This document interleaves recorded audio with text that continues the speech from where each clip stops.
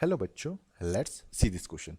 The question says if alpha and beta be between 0 and pi by 2 and if cos alpha plus beta equals to 12 by 13 and sine alpha minus beta is 3 by 5, then sine 2 alpha is equals to option number A 64 divided by 65, option number B 56 divided by 65, option number C 0 and option number D 16 divided by 15. So यहाँ पे बच्चों हमारा क्या की concept है? यहाँ पे जो हमारा की कंसेप्ट है बच्चों वो है हमारा formula of sine A plus B का फॉर्मूला. तो ये क्या होता है? ये होता है बच्चों हमारा साइन ए फिर cos B plus cos A into sine B बच्चों. नाउ अब हमें यहाँ पे गिवन क्या है? हमें गिवन है जो हमारा यहाँ पे कॉस अल्फा प्लस बीटा है, कॉस अल्फा प्लस बीटा है, इसकी जो वैल्यू है ये है 12/13. और हमारा बच्चों कॉस क्या होता है? हमारा जो कॉस होता है वो होता है हमारा बेस अपॉन हाइपोटेनस. तो यहाँ से परपेंडिकुलर मिसिंग है. तो अगर हम यहाँ पे पाइथागोरस थ्योरम लगाएं तो अगर यहाँ पे पाइथागोरस थ्योरम लगाएं तो वो क्या होती है? H square equals to B square plus P square. तो अगर यहाँ पे हम परपेंडिकुलर लगाएं तो ये हो जाएगा P square equals to H square minus B square.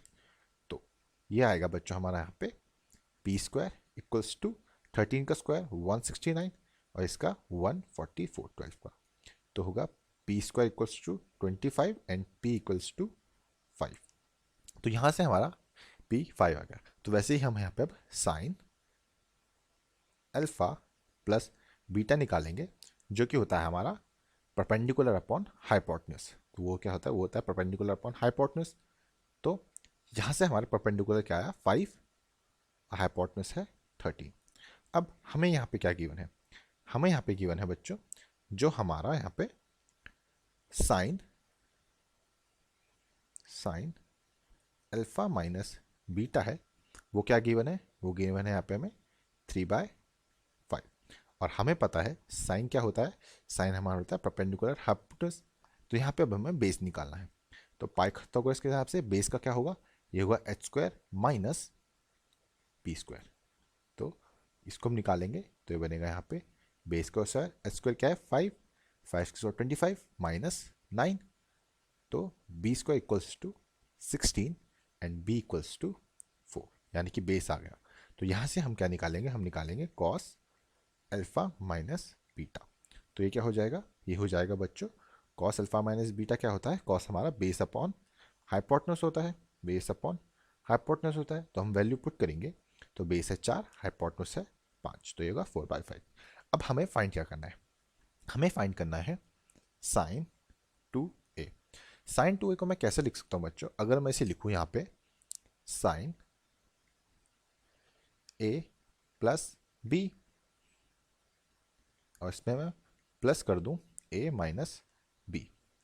तो ये साइन 2a ही बन जाएगा क्योंकि ब्रैकेट खुलेंगे तो b से b माइनस हो जाएगा. तो इसको लिख दिया. अब मैं यहाँ पे साइन a प्लस बी का फॉर्मूला लगा दूंगा. तो ये फॉर्मूले के हिसाब से क्या बनेगा? ये बनेगा हमारा बच्चों यहाँ पे साइन, ये पूरा हमारा a टर्म है और ये पूरा हमारा b है.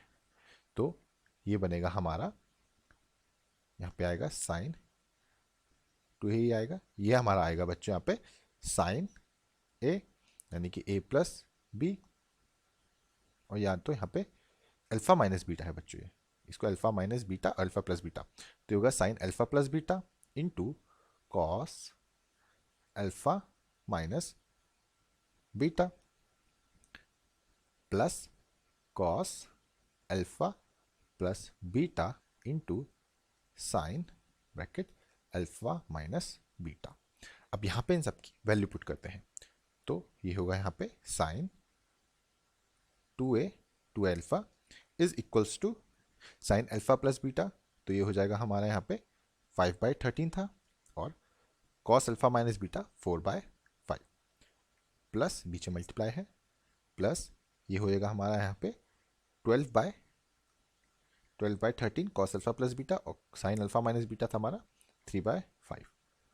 तो इसको मल्टीप्लाई करेंगे तो ये बनेगा हमारा 20/65 और ये हमारा बनेगा यहाँ पे 36/65. एलसीएम लेंगे तो ये क्या बन जाएगा हमारा, ये बनेगा बच्चों हमारा यहाँ पे